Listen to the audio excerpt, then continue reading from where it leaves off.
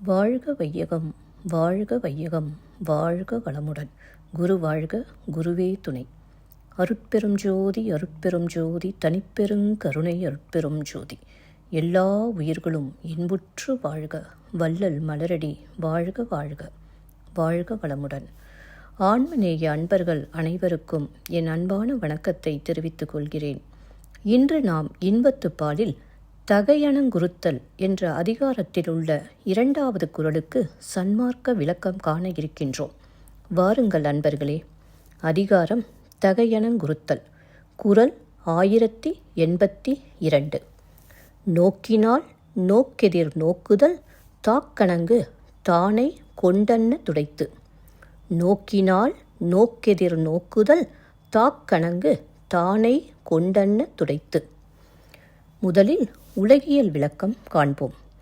நோக்கிய அவள் பார்வைக்கு எதிரே நோக்குதல் தானே தாக்கி வருத்தும் அணங்கு ஒரு சேனையையும் கொண்டு வந்து தாக்கினால் போன்றது. இப்பொழுது சன்மார்க்க விளக்கத்தை காண்போம்.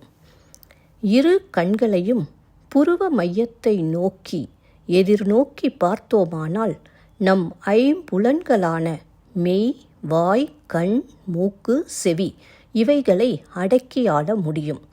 எப்படி ஒரு தெய்வப் பெண் சேனை படைகளை கொண்டு எதிரிகளை தாக்கி அழிக்கிறாளோ அவ்வாறே நம் சேனைகளாக உள்ள இரு கண்களையும் புருவ மையத்தை நோக்கும்போது நம்முள் இருக்கும் ஐம்புலன் எதிரிகளை அடக்கி ஆள முடியும்.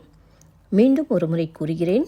இரு கண்களையும் புருவ மையத்தை நோக்கி எதிர்நோக்கி பார்த்தோமானால் நம் ஐம்புலன்களான மெய், வாய், கண், மூக்கு, செவி இவைகளை அடக்கி ஆள முடியும்.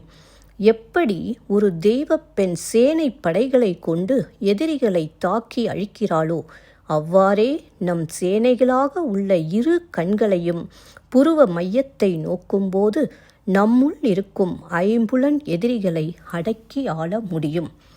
நன்றி அன்பர்களே. மீண்டும் அடுத்த பதிவில் உங்களை சந்திக்கும் வரை உங்களிடமிருந்து விடைபெறுவது திருமதி பாரதி சேகர். வாழ்க வளமுடன்.